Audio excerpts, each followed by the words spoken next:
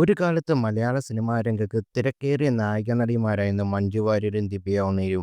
ഇരുവരും തമ്മിൽ പരസ്പരം മത്സരമുണ്ടായിരുന്നു എന്ന തരത്തിലുള്ള ഗോസിപ്പ് വരെ അന്ന് സജീവമായിരുന്നു. വിവാഹശേഷം ഇരു താരങ്ങളും അഭിനയ രംഗത്ത് നിന്ന് വിട്ടുനിൽക്കുകയും ചെയ്തു.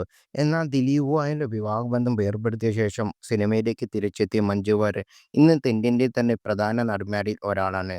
ദിവ്യ ഉണ്ണിയാവട്ടെ നിത്യരംഗത്ത് ഇപ്പോൾ സജീവവും.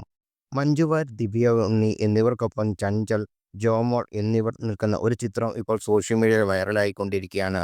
ഒരു കാലത്ത് മലയാള സിനിമ ഇവരുടെ കൈകളിൽ ഭദ്രം എന്ന് അടിക്കുറിപ്പോടെ കണ്ണൂർ ഷജു എന്നൊരാൾ ഫേസ്ബുക്കിൽ പ്രമുഖ സിനിമാ ആസ്വാദക കൂട്ടായ്മ സിനി ഫെയിലിൽ പങ്കുവച്ച പോസ്റ്ററിൽ വലിയ രീതിയിലുള്ള ചർച്ചകളാണ് ഇപ്പോൾ നടന്നുകൊണ്ടിരിക്കുന്നത്.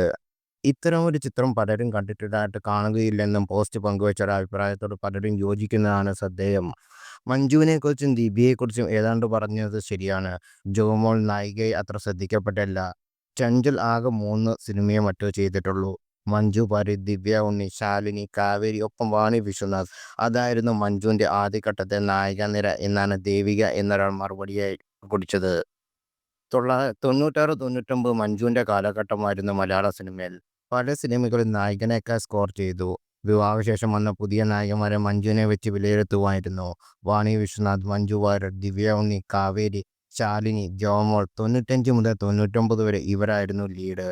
ചഞ്ചൽ ഒന്നിൽ അതിൽ വരുന്നതേയില്ല. സിനിമയോട് വലിയ താല്പര്യമില്ലാത്ത ആളായിരുന്നു ചഞ്ചൽ. ഈ കോളം ഫുൾ ആകണമെങ്കിൽ ഉർവശി ചേച്ചിയുടെ ഫോട്ടോ കൂടി ആഡ് ചെയ്യാനാവും. ഇവരൊക്കെ ഉണ്ടായിരുന്ന കാലഘട്ടം പ്രതിഭയുടെ ഒരു സിനിമ വരുന്ന സമയമായിരുന്നു എന്നിങ്ങനെ പോകുന്നു മറ്റ് ചില കമൻറ്റുകൾ.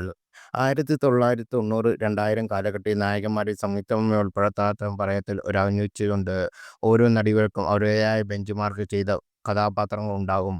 ഉദാഹരണം സംയുക്തയുടെ മഴയിലെ കഥാപാത്രം, മഞ്ജുവിൻ്റെ കന്മദത്തിലെ പ്രണയവർണ്ണങ്ങളിലെ കഥാപാത്രം, ജോമോയുടെ എൻ്റെ സ്വന്തം ജാനിക്കുട്ടിയിലെ കഥാപാത്രം തുടങ്ങിയവ.